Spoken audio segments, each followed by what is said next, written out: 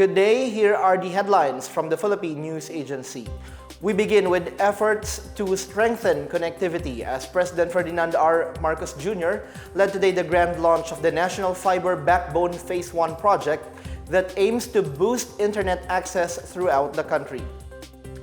The launch was spearheaded by the Department of Information and Communications Technology at the Sofitel Philippine Plaza in Pasay City. In a speech, Marcos said his vision of creating a digitally improved Philippines through high-speed internet access has been a top priority of his administration, noting the people's need for fast, reliable, and affordable internet services. He says the DICT's National Broadband Program was created to provide interventions to bring internet connection even to far-flung areas. Marcos says he believes investing in a fast and reliable internet will help Filipinos reach their full potential and prop up the economy's growth and development. The President noted that the NFB Phase 1 is the first and only government-owned national fiber backbone in the country, composed of 28 nodes from Lawag, Ilocos Norte down to Rosas District in Quezon City. It will also extend a digital lifeline to more than 3,000 free Wi-Fi sites, giving access to about 750,000 beneficiaries in Regions 1, 3, and the NCR. Marcos looks forward to the completion of the FBP project by 2026. And as we begin to reap the benefits of this project in our daily lives, let this serve as an indicator of even grander ambitions and developments in the country in the future. That is, if we remain determined and steadfast in completing the next phases of this project to further build on our capacity, boost our connectivity, and foster greater inclusivity. The Philippines and New Zealand are studying the possible establishment of a visiting forces agreement amid efforts to deepen defense cooperation.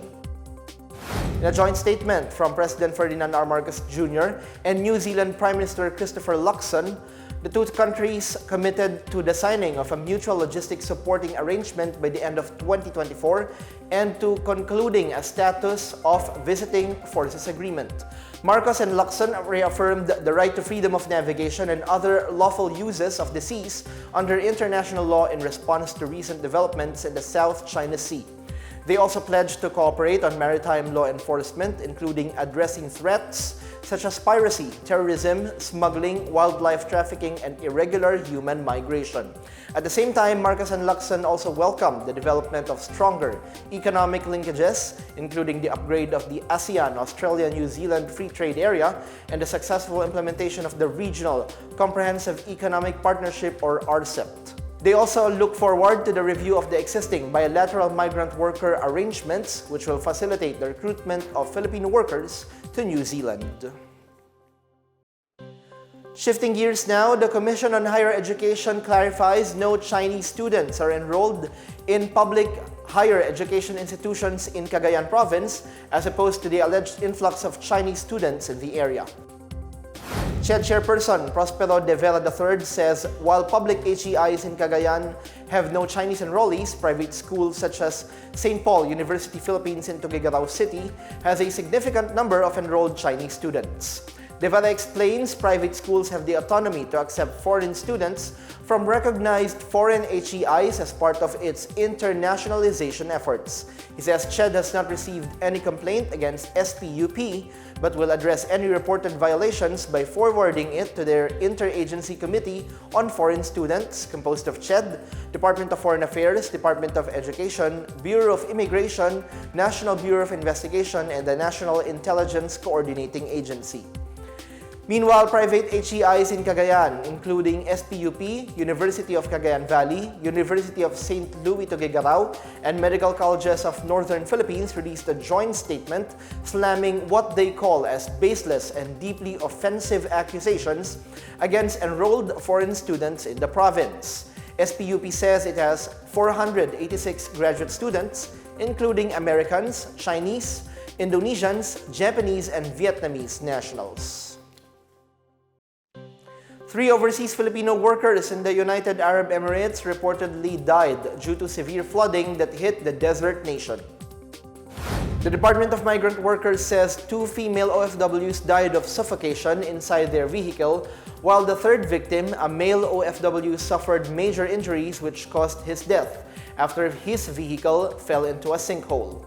DMW OIC Undersecretary Hans Leo Kakdak extended his deepest condolences and sympathies to the families and relatives of the departed OFWs and assured them of full government support and assistance. The DMW's Migrant Workers Offices and the Overseas Workers Welfare Administration offices in Dubai and Abu Dhabi are now in touch with the families of the 3 victims. They are also preparing to distribute relief goods, necessities, and other essential items to OFW communities in Al Ain and Dubai.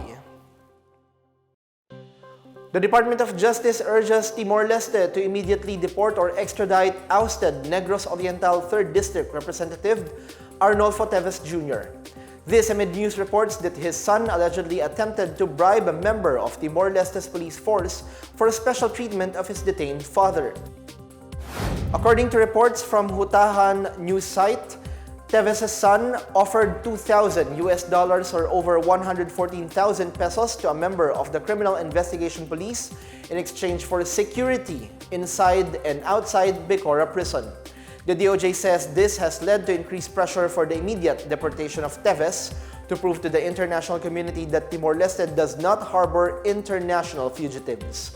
Teves is currently in pre-trial detention at the Bicora prison after his arrest in March by Timorese authorities in response to a red notice from the International Criminal Police Organization or Interpol.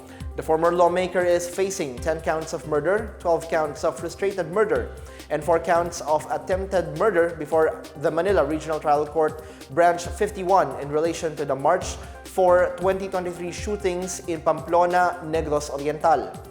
Justice Secretary Jesus Crispin Remulla reiterated his call for Teves to return to the Philippines and face his charges head-on. That's the latest and the biggest stories on the PNA headlines. For more news updates, please visit our website, pna.gov.ph, or our Facebook and X account, Philippine News Agency. The PNA Headlines is also streamed via the Servicio Facebook page. You may also watch the PNA Headlines through the Philippine News Agency's YouTube account via the News and Information Bureau website nib.gov.ph under PNA News or on the Facebook page of the Presidential Communications Office or PCO. I'm Bench Bondok and this is the PNA Headlines, bringing stories that unite the nation.